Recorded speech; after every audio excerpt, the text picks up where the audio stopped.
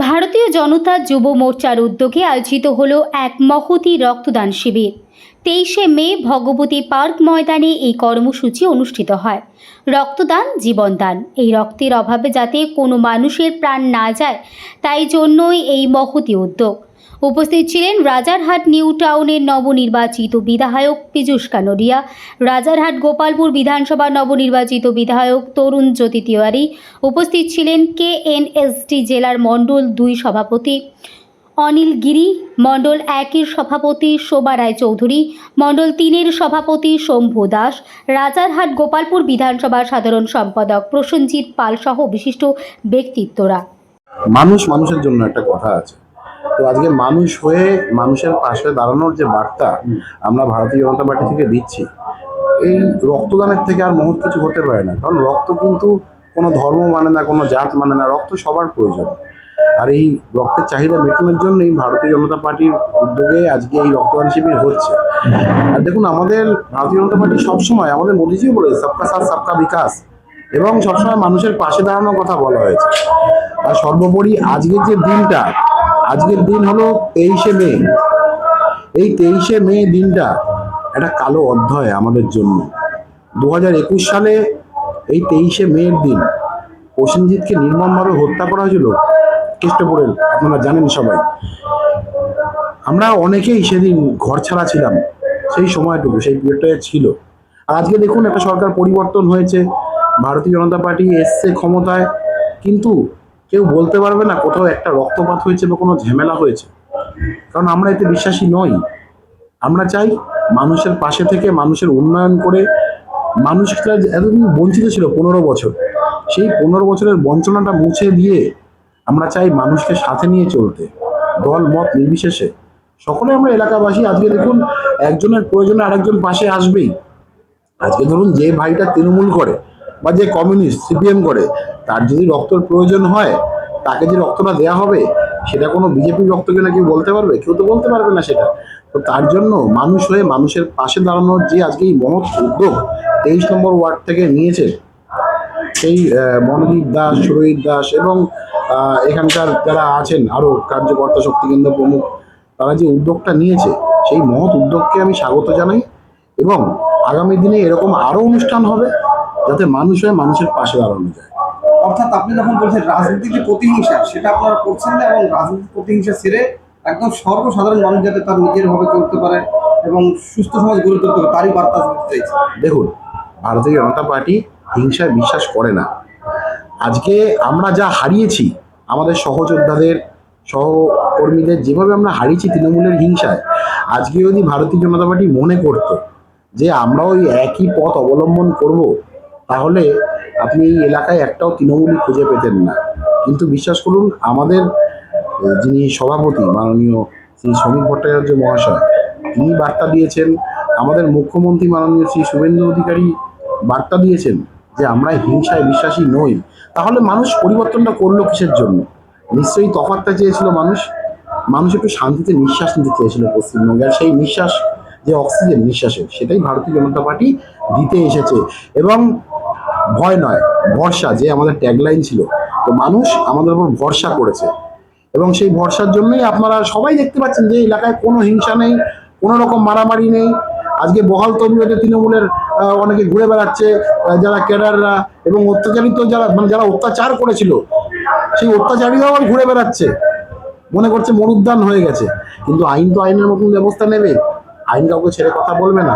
কারণ আমরা আমাদের 350-র ওপরে মানে সহযোদ্ধাদের হারিয়েছি, সেই দুঃখটাকে মোছাবে বলুন তো? আমরা শুধুমাত্র, যেহেতু আমাদের প্রেসিডেন্ট বেস দল এবং আমাদের দলের পঞ্চনিষ্ঠা আছে, আমাদের দলের একটা আদর্শ আছে, আমরা তাই জন্য শান্তিতে বিশ্বাস করি এবং তাই শান্তিপ্রিয় হয়ে এখনো আছি, পরবর্তীকালেও থাকবো। আমার নাম প্রসেনজিৎ পাল, সাধারণ সম্পাদক, রাজারহাট গোপালপুর মণ্ডল 2। আজ থেকে 5 বছর আগে এই দিনটায় আমার ভাইয়ের রক্ত গেছিল।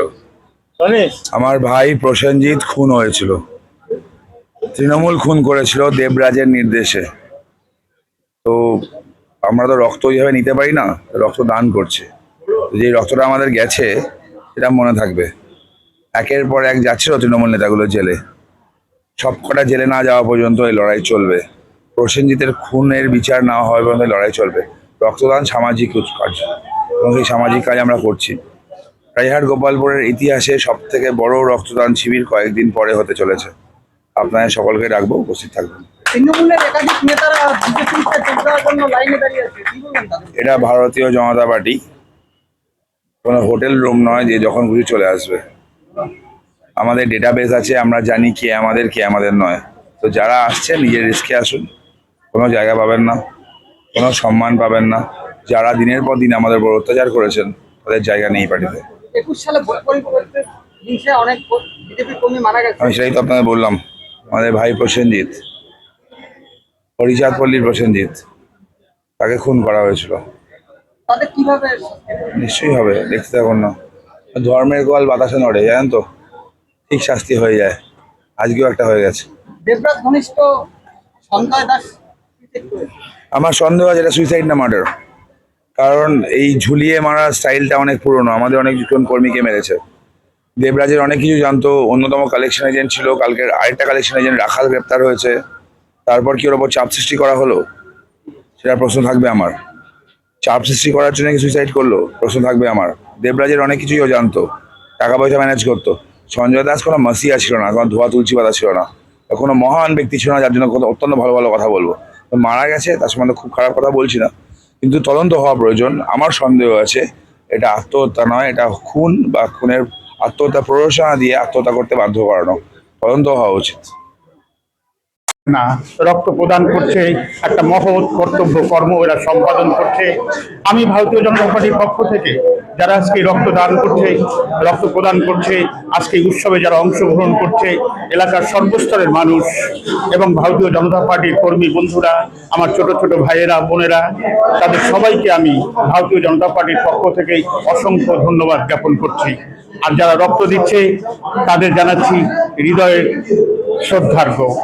তারা যে রক্ত দিতে উৎসুক হচ্ছে এবং রক্ত দিচ্ছে, মুমূর্ষু মানুষের পাশে দাঁড়াবার যে অঙ্গীকার করছে, সেই জন্য তাদেরকে আমি আর একবার অভিনন্দন জানাচ্ছি।